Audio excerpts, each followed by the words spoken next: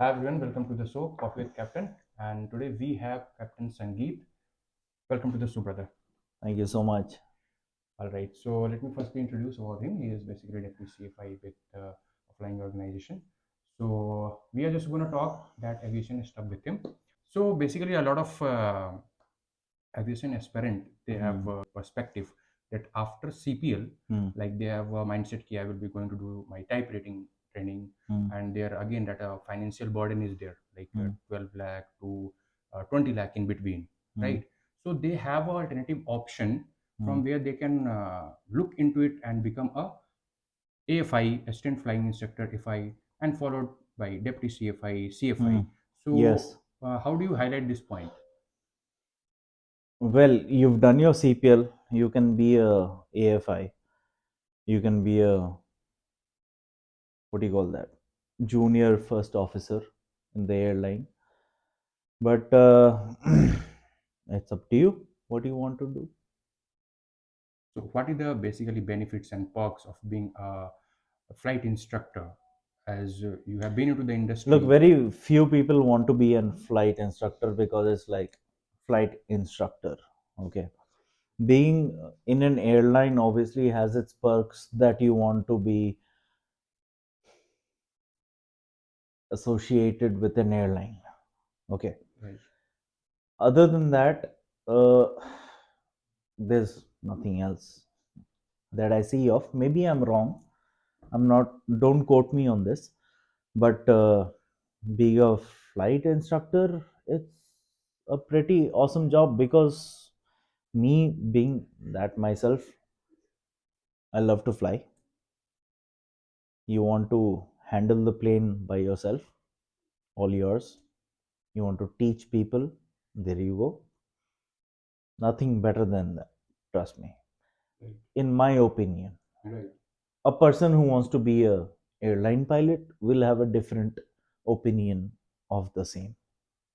right. So basically, a lot of responsibility is behind while we're just teaching a cadet pilot. Yes. So, like as a CPL holder, as a Mm-hmm. deputy CFI, Hmm. how do you handle these responsibilities? Look, firstly, you need a very amazing team. Okay, some people that you can get behind. Okay, especially the instructors. You need a good team. People you know they can fly really well. They'll manage their students very well. They'll whatever be it. Okay. After that, you need to get them, okay, to trust you that what you're going to suggest is the right suggestion. Okay. Now once that is accomplished, then you can have a perfectly fine, I wouldn't say perfectly, but I would say you'll have a good flying club. Okay. Right, And as a deputy CFI or a CFI, this is what you're looking for: calm, peace, and proper flying training happening at your place. That is the main thing. right, Okay. You can't have unnecessary BS happening here and there. right, Okay. right. So basically, as we have been through navigation, right? So for navigation, that is a technical question. I'm just want a clear view from your side Mhm. that people normally fly navigation sorties, their instrument rating, and other phases of flight also, where the instrument rating is there also. Mm. So different airport have different facilities with the respect of their instrument heads and all. Mhm. So whether is it required and is it a good quality of training? Where do we have POR and ILS? Like in India, very few of the basic. Basically, what happens is when you want a higher rating, Right, you want two types of approaches. Okay. Now, two types of approaches can be either VOR, NDB, it can be NDB, ILS, whatever it is. So, on your performa, okay, that you have, you need two types of approaches. Now, two types of approaches, you can join any flying club, they'll take you somewhere, they'll get you two types of approaches, you're done. Okay. But when it comes to the flying club that I am going to join, we have two types of approaches in house. So that's all I'm going to tell you right now. Right. So basically, one more thing that is the aspirant, a lot of aspirant now in the India is just looking forward to join aviation industry.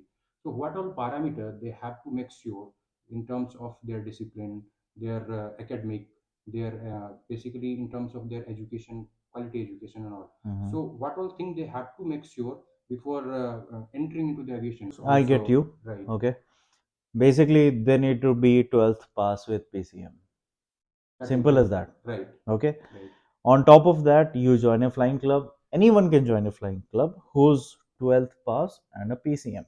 right, Okay.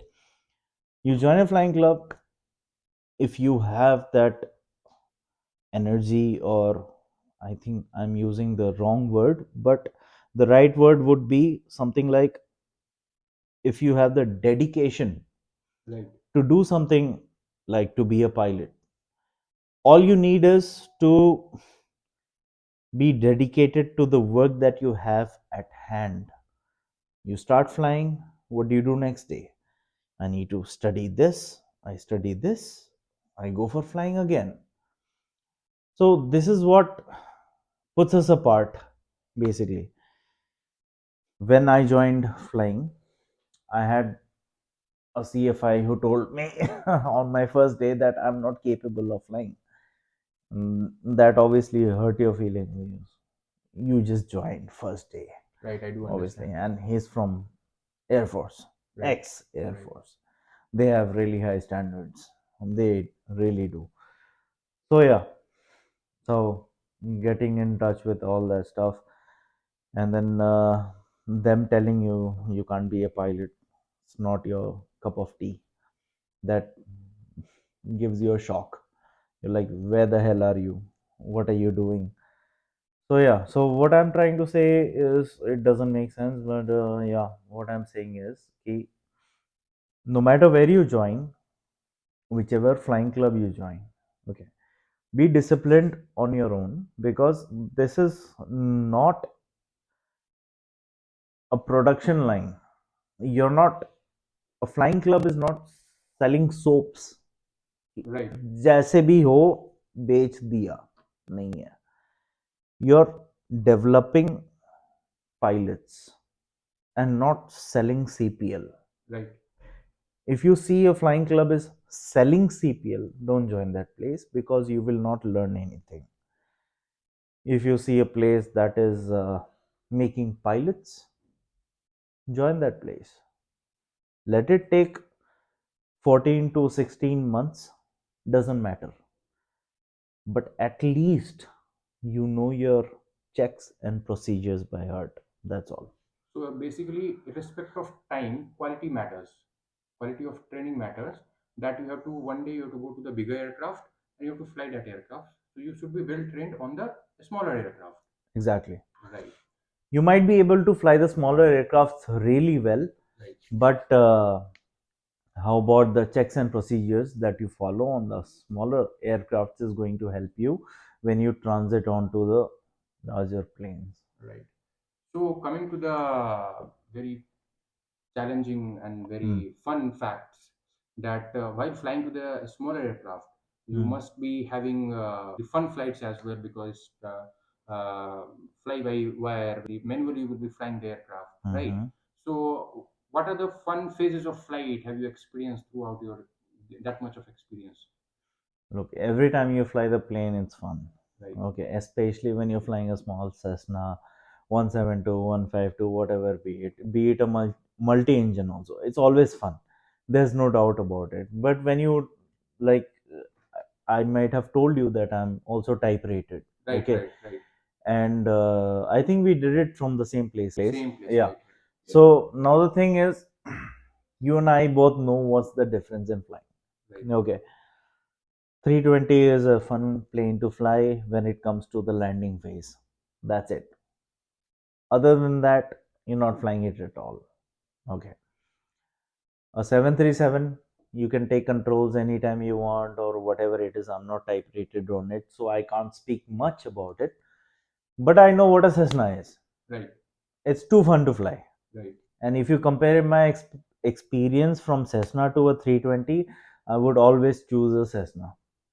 Why? Because I like to fly. Okay. Now you want to be a pilot or you want to have a CPL, that depends on you. If you want to be a pilot, I would suggest continue flying Cessna for at least 2000 hours.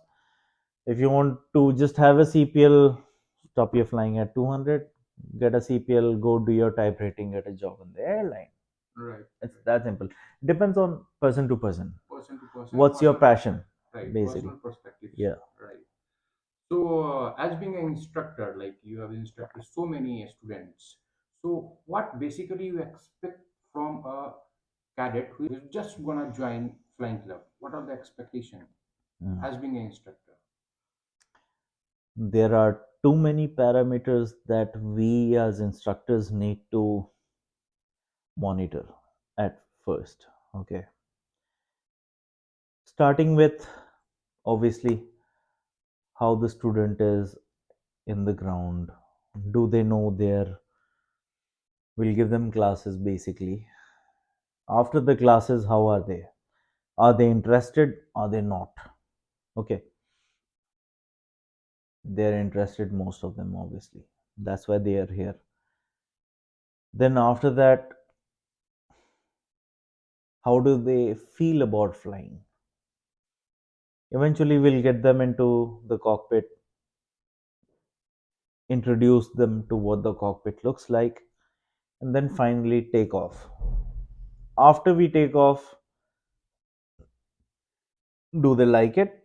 Do they not like it? Are they comfortable? Are they not? Right.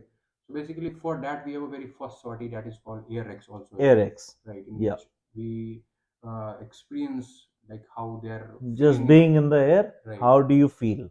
right, That's where the instructor and the student decides, do we want to continue flying or do we not?